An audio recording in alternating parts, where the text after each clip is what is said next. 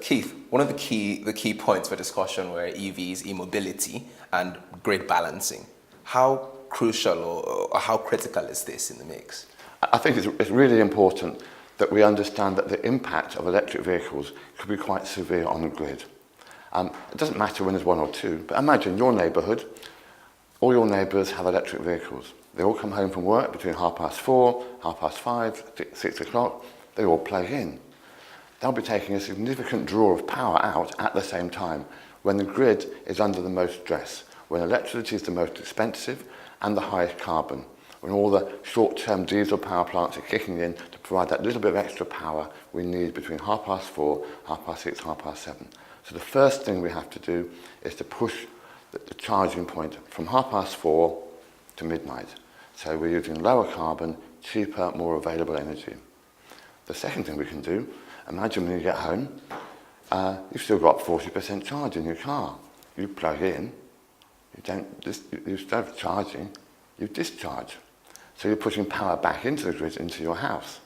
At that point, you're saving money, because if you're paying half hourly, the electricity from 4:30 to 6:30 can be 20 times more expensive than the energy at 4:30 in the morning. So at that point, you're starting to save power and to save money. And that can happen at car parks, long-term storage. So as long as you've got enough power to do your journey, then you're happy. And it starts interacting with your house, with your building, with your office, with your neighbourhood, and with your city. And that interaction of the vehicle to the energy system is what matters. But in the end, it's just batteries on wheels with a laptop in there. And that's all the cars are, really. That's really interesting.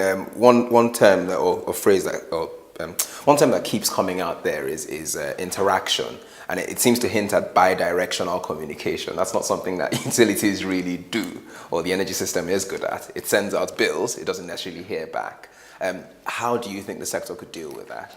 I think it's a different sector. It's the IT sector. Your phone, the other technology is very much more about communicating. So it's about communicating to the person, so it makes their life easier. It's about communicating to the home, so it makes that home function better.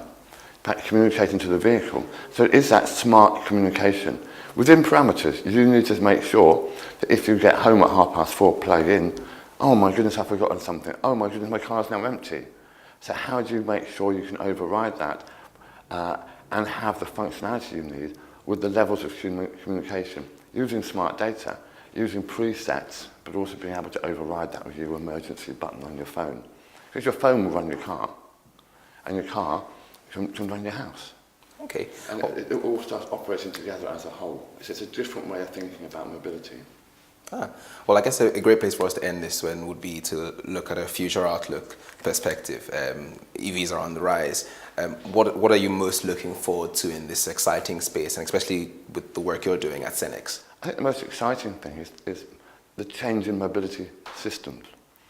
Most people own a car and they use their car as their main form of transport. As we progress further forward, most people don't own their phone, they have a contract on it. And they're much more flexible about how they communicate and how they live. With future mobility, mobility will be a service. So I have one payment mechanism that will make it easy for me to travel on my electric bicycle, to walk, to pick up a car club car, to use my own electric car if I want one. I might just use a car club vehicle, to use the metro, to use whole forms of different transport. So I'll talk to my phone or my home system. So I need to get from A to B. I want to get from here to a conference in Glasgow. What's the best way of doing that? And it will then help me plan that route real time. And if things get stuck, if there's a problem, it will then help me then change mode. So why own a car? What a lot of hassle.